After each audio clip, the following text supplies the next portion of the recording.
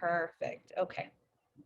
And I'm going to attempt to share my screen with my PowerPoint.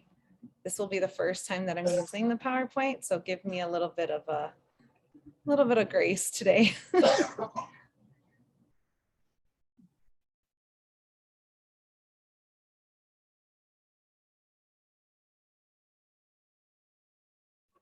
Okay.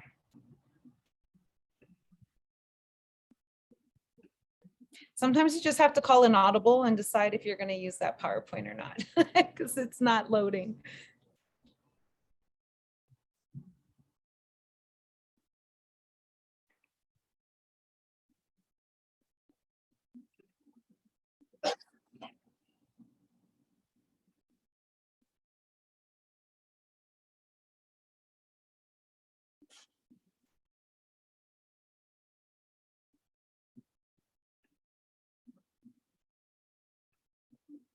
Okay.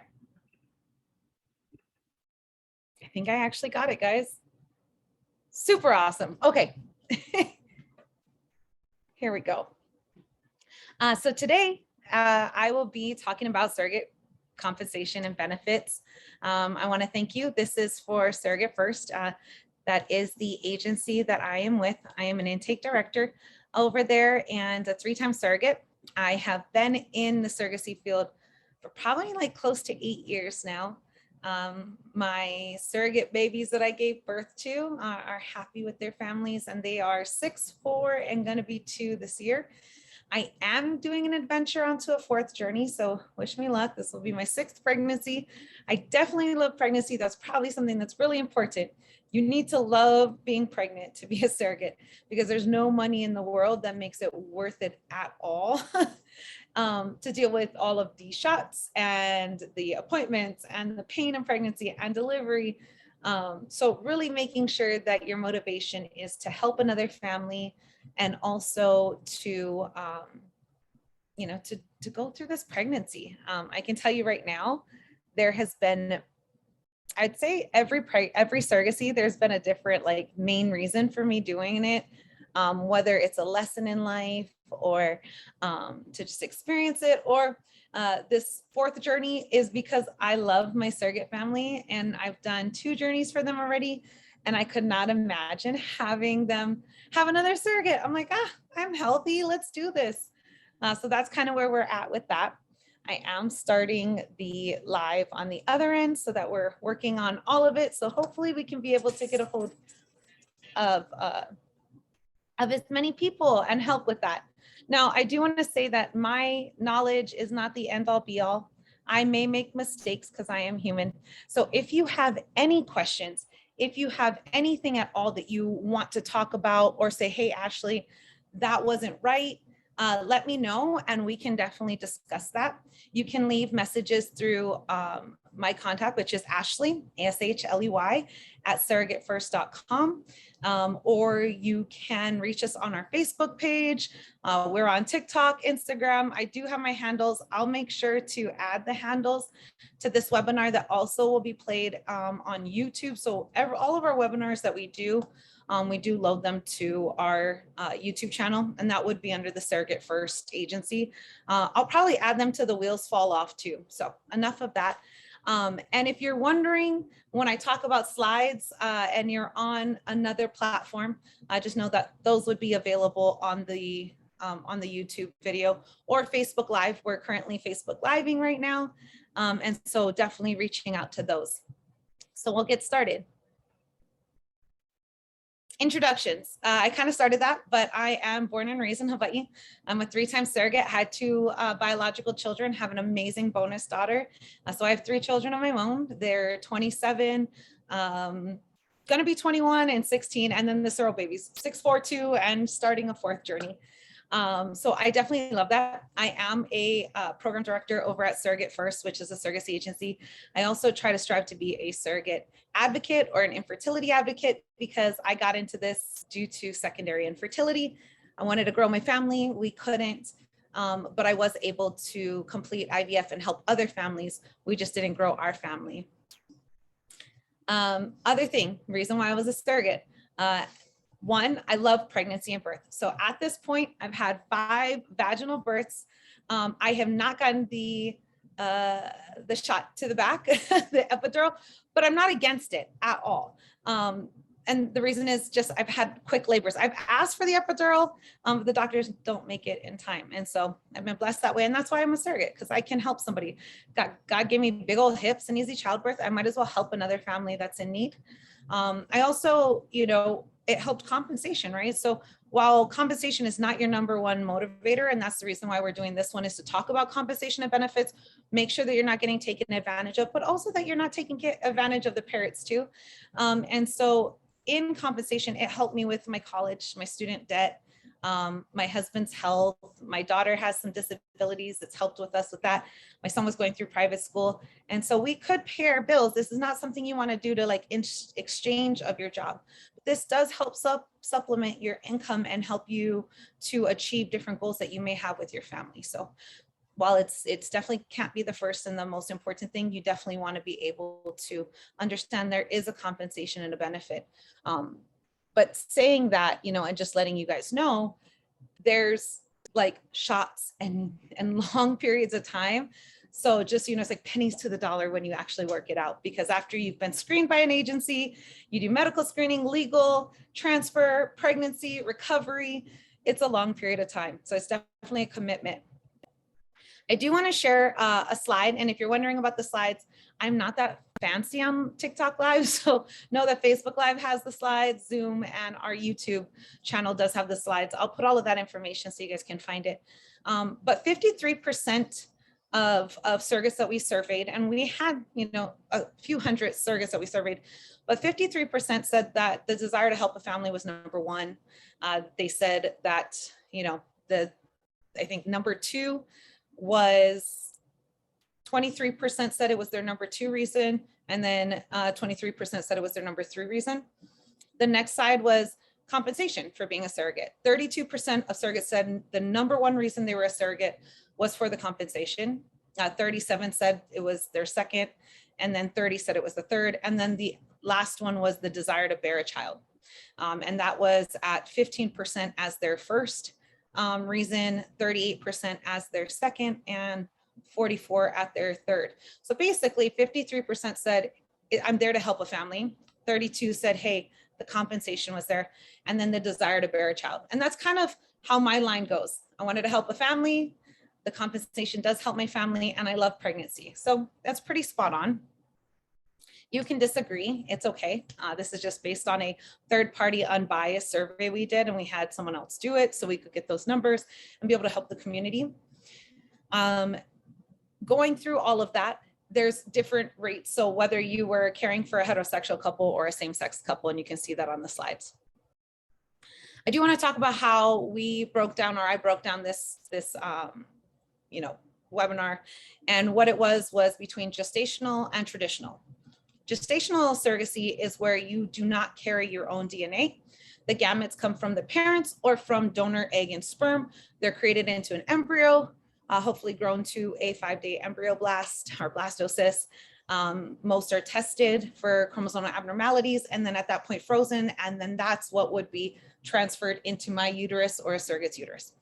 I won't be talking about traditional because I don't know anything about that, but that is where you would carry a child that has your DNA on the egg side of the egg donor side of it. When it comes to compensation with surrogacy, there's different types. There's altruistic, commercial, compensated. It can go both ways. I know that word commercial can hit like a kind of a sore spot or a trigger. I'm not saying it in the aspect of being bought or sold. What I'm saying is it becomes like an agency. It's more on the up and up on more on that side of it than say an altruistic, where you're getting reimbursed for your, for your reimbursements or your health insurance, those kind of things.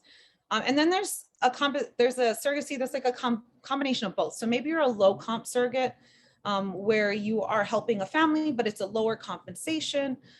So it's got that altruistic side of it. It's got the compensated side of it. So we'll kind of talk about those. Again, if you're watching on TikTok, just know that you're able to get our YouTube channel, and then you'll see the slides that I'm talking about. It'll make a lot more sense, but I'm going to try to explain it. What does gestational surrogacy, gestational carrier compensation cover for altruistic surrogates? So when you're an altruistic surrogate, you want to make sure that usually this is for family or friends that you're helping. And so a lot of times there's not a base compensation involved in there, but it's important to make sure like your contracts cover cost, or you will be paying things out of pocket to be pregnant for a friend or a family member. So making sure health insurance, whether that's your premiums, your copays, deductibles, out-of-pocket maxes, if there was some type of complication, those items would be covered. Your attorney fees, you both should have separate counsel, even if you're altruistic, because you need to have someone who's going to look out for you and make sure that you're protected in all of this. Lost wages. A lot of people will need that full 4 to 6 weeks of recovery after giving birth, whether it's a C-section or a vaginal birth. And it's important that your family doesn't go without almost a month or 2 months of your wages. That could really put you in a bind.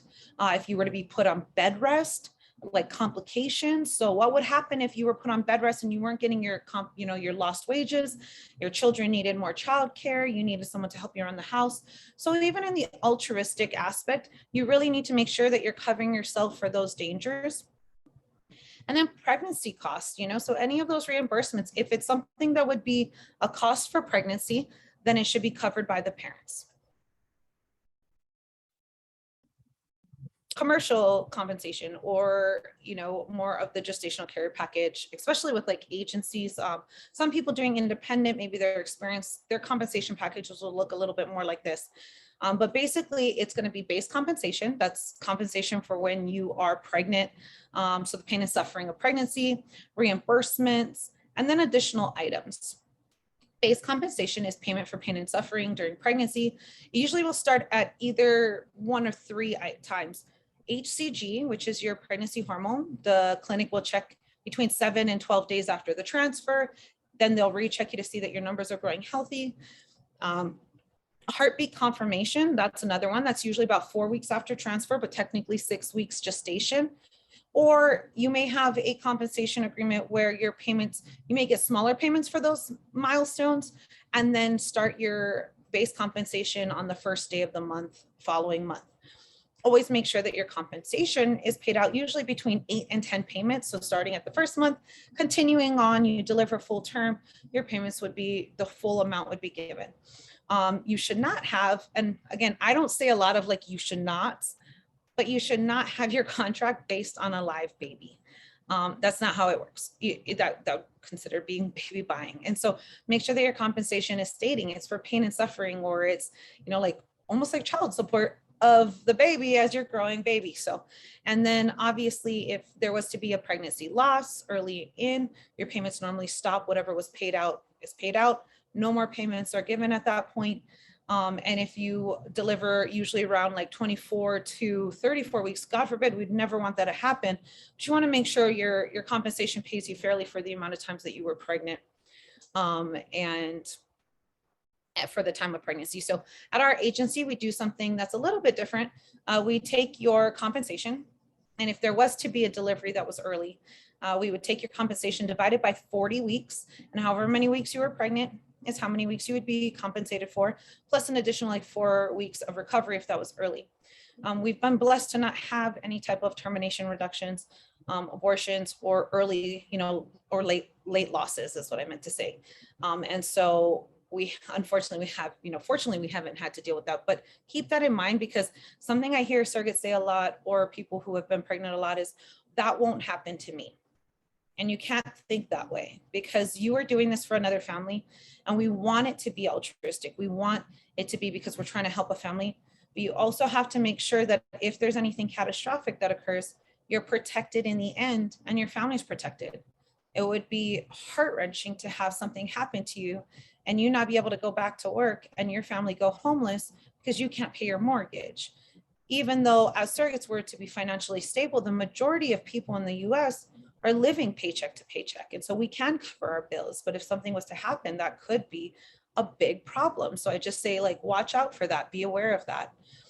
And then reimbursements.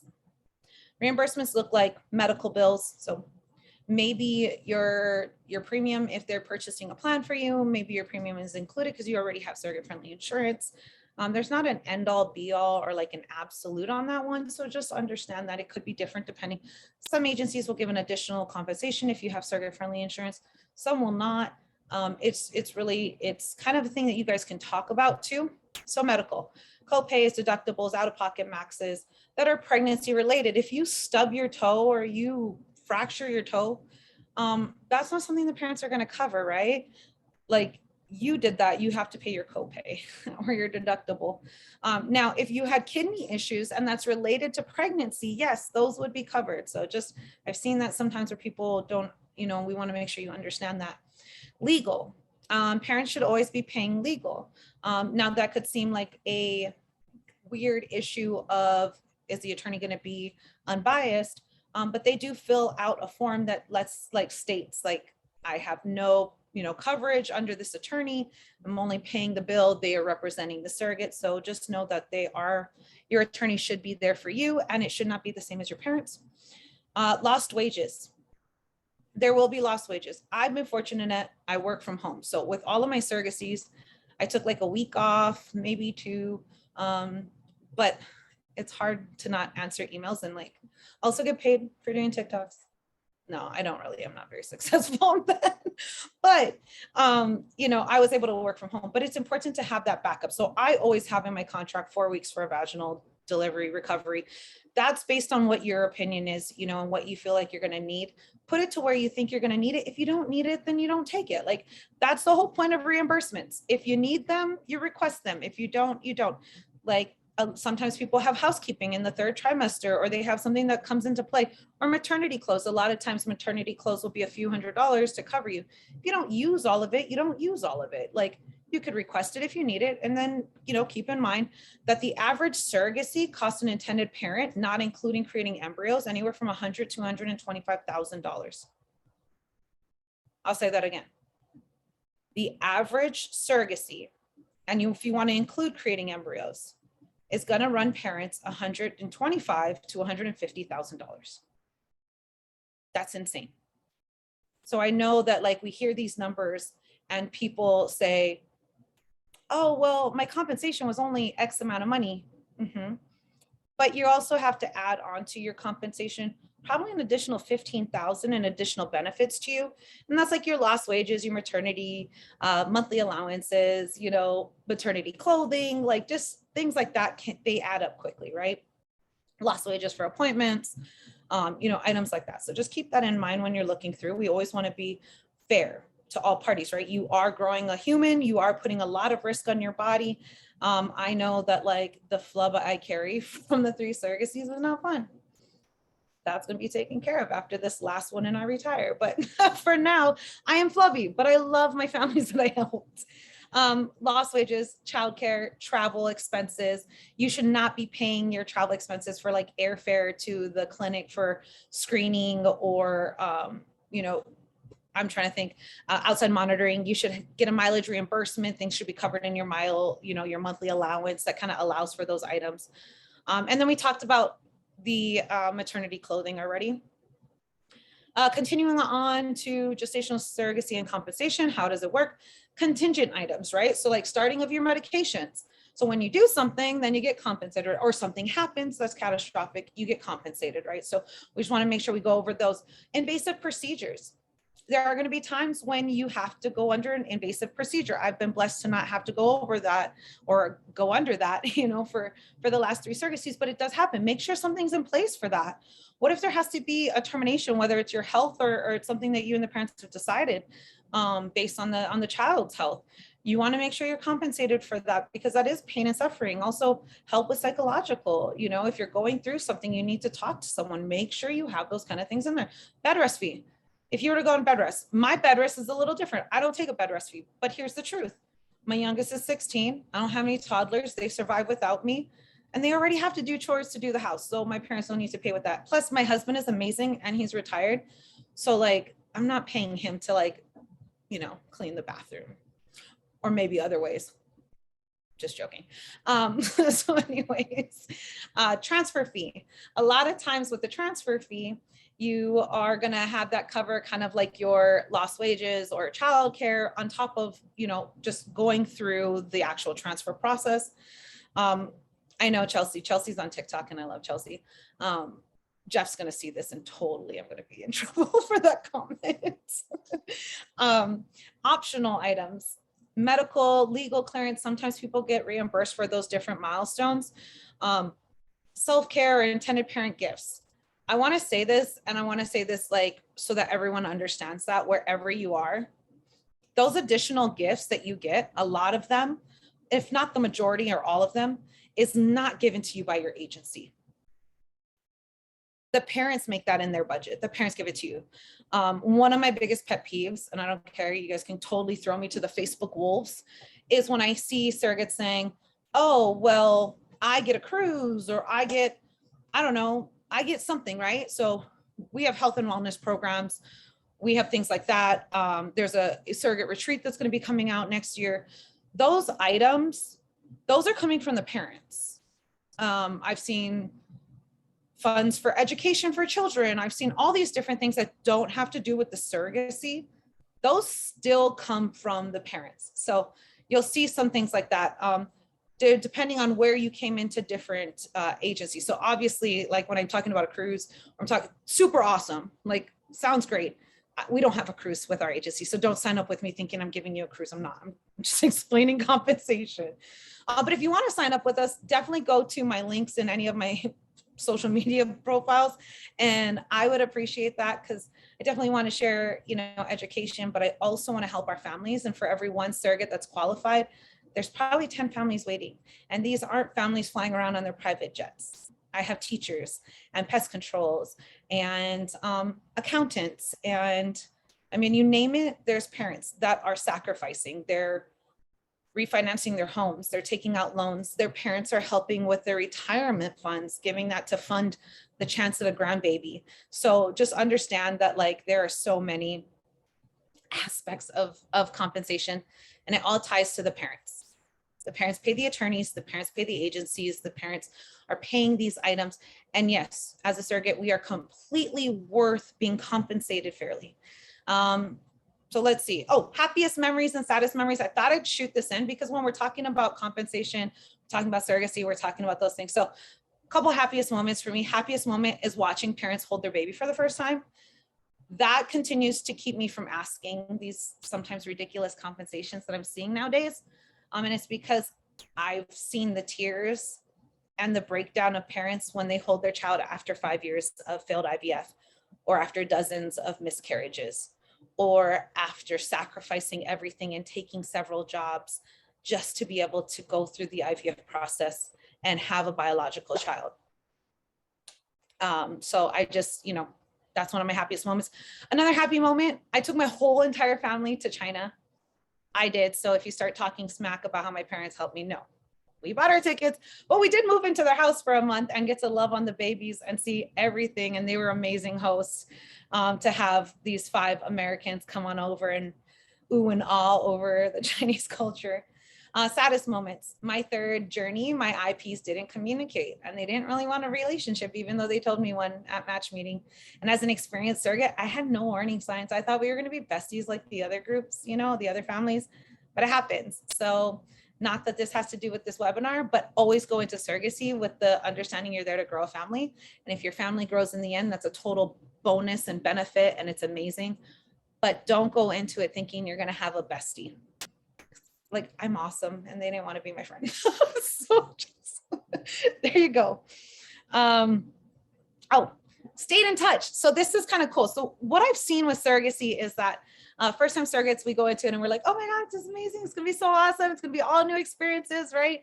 Like we're going to, whatever your idea is. Some people want just a business relationship. And so they're okay having more of a professional relationship. Some people want to be friends. Some people want to grow family. So a lot of people will come in and they have this amazing first time and they realize like, oh, I didn't really need this on my comp. I did need this. I didn't think of this. Maybe their agency didn't support them on something. So second time experienced surrogates have a whole different idea when they're going in. They're still there to help a family, but now they've kind of got a surrogacy under their belt and they're like, they know what works, they know what doesn't work, and they have a clear expectation of what the process is going to look like. Let's see.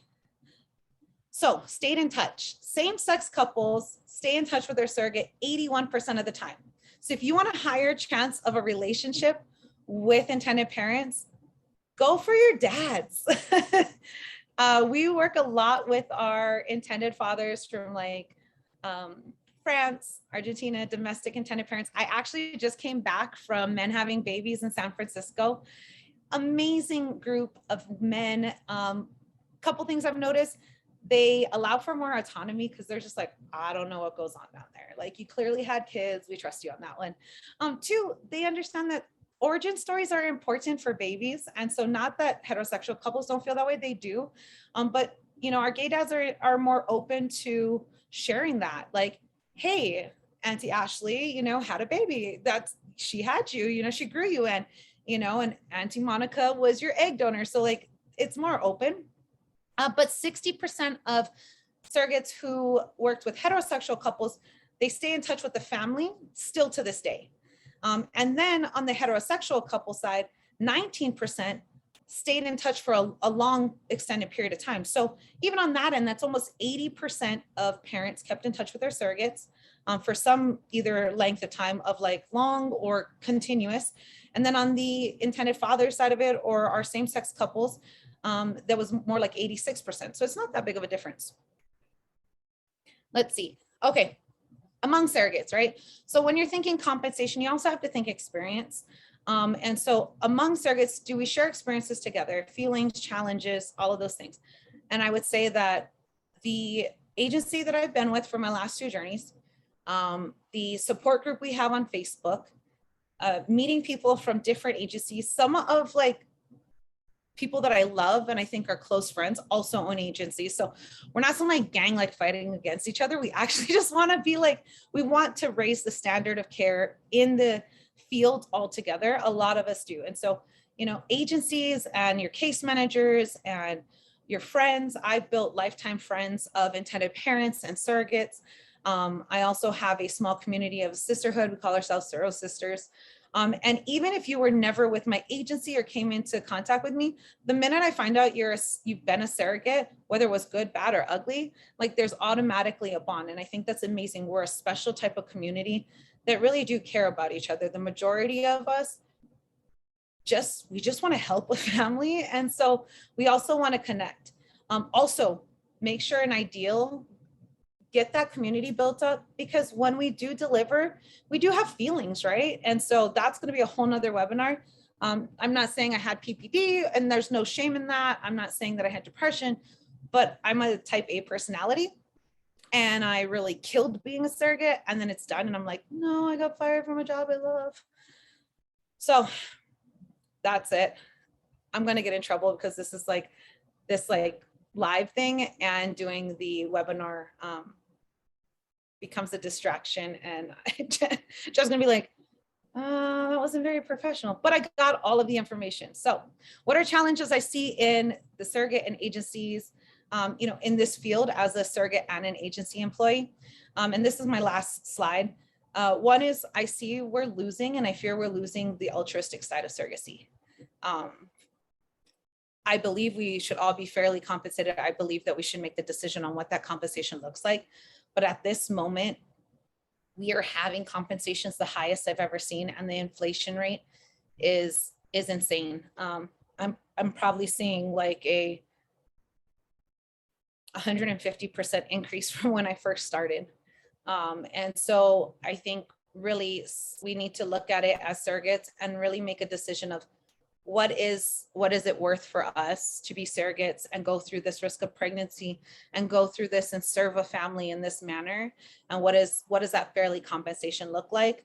I get it, you know, when there is a market or an industry where there's not a lot of surrogates but there's a lot of need, it can play that game. But I think we all need to know that like there are people behind that, behind the escrow. There are people behind all of this that are sacrificing and just deciding what's fair to you and what's reasonable and all of it. Cost of surrogacy for intended parents, we went over it. You're looking at 125 to 150,000 easily for creating your embryos and going through the process. There's close to like 10,000 in legal. They've got 2 different documents they have to do with the courts, 4 different attorneys, right? 4 attorneys. You've got health insurance. A lot of these states like California are putting liens on health insurance, and that's up to 100% of your compensation. So if you're compensated $45,000 or $40,000, the insurance company can go after the parents for an additional $40,000. Some states have a 1/3, cap, but that again has to be fought by an attorney. If you have surrogate friendly insurance, parents are still looking at about $12,000 for copays, deductibles, premiums. And that's the average, depending on what state you're at.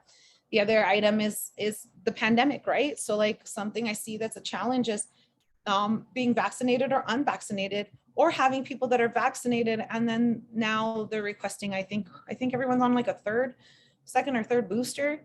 And some people got vaccinated, but they won't do the boosters. And some people got fully vaccinated and boosters, and others have just went unvaxxed, and we have no problem with any of those.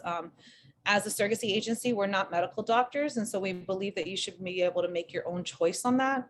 And same thing with parents. They should be able to make their decision on whether they want to work with a vaxxed or unvaxxed surrogate.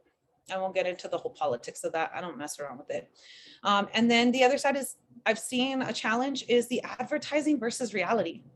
I am seeing way too many advertisements for $100,000 for surrogates. It's insane. It really is. Reality is the average first-time surrogate is anywhere from 30 to 40,000 base compensation, plus, like we talked about earlier, that 5 to 15 and those additional benefits, right? And if you're coming out as a first-time surrogate, no health insurance, all of these items. When I tell you that a parent's compensation or their budget is 100,000 to 125,000, I'm talking about a first-time surrogate of a base compensation or experienced surrogate between 38,000 and 48, like 50, 58 even, we can go that far, 58,000, right? So just keep in mind that as those numbers go up, that goes up for the parents too. And if in advertising, if people are advertising to you, especially ask, 50, like for a first time, 70, 80, 100,000, look into those numbers. Make sure it's not an all-inclusive package where if you went on bed rest for 4 months, you're not getting anything extra. Make sure that those contingent items like transfers, starting medications, those aren't coming out of your base compensation. And you are, they're just coming out of your base compensation every time they happen, because not everyone's a first time, success on transfer. Make sure your maternity leave, your lost wages, your partner's lost wages, those aren't in that price. You can gamble. I mean, it's your health, it's your body, but watch those caps. There shouldn't be caps on your lost wages. There shouldn't be caps on those kind of items. And I just leave you with this. We are the example for the world. I heard this at the Seeds Ethics Conference, right? And we are the example for the world. And right now, the US has the fairest, surrogacy laws for parents and surrogates and protection. But a lot of people cannot even afford an altruistic surrogate here in the US. And they go abroad. And there's risks put in, and there's countries that are illegal, and there was surrogacy going on in Ukraine, which was legal, but now you're dealing with all these families. We have to be that example, and we have to decide that if this is the community you love as a surrogate or love as an intended parent, then we all need to be able to raise that standard and make sure that we're doing this fair. That as agencies, we have to watch what we're offering, because at the end of the day, parents write that check. So while it might seem amazing, and I'm proud of the things that our agency offers, the parents are what allow us to offer those things, because they're the ones that are paying for the services, right? So I'll end it with that. I love surrogates. I love intended parents. I love people who go independent or with an agency. We're here to just help everyone out and do this right. If you have any questions, you can reach out to surrogatefirst.com. You can reach out to me on TikTok at surrogateFirst.ash. I think I'm on Instagram too, SurrogateFirst Ashley, something like that. I'm not very creative, guys. Or you can just text me or email me, Ashley, ASHLEY at surrogatefirst.com. If you have questions about compensation, we'll be doing some more webinars. Oh, 2 weeks. No, next week. We are interviewing husbands. So my wife did what? I'll put it on to the live. We'll do it on the webinar, but you are going to meet some of our husbands. We are doing our company retreat next week from Tuesday to Friday. And so you will meet our husbands who have had to deal with us because as, you know, employees, we're multiple surrogates, like serial surrogates, and we don't know when to stop. So you'll have to hear from them and all the hormones that they deal with and all of that. But and the good, they have great times, right? My husband loves telling people that, you know, when they congratulate it, that it's not his baby, and then just walking away. So we'll have fun with that. Also, I think that's it. So I'm going to stop these, and then I'm going to go to, I'm actually going to stop live stream, and then I'm going to come over here to TikTok. Hey, Ange, how's your sweet girl?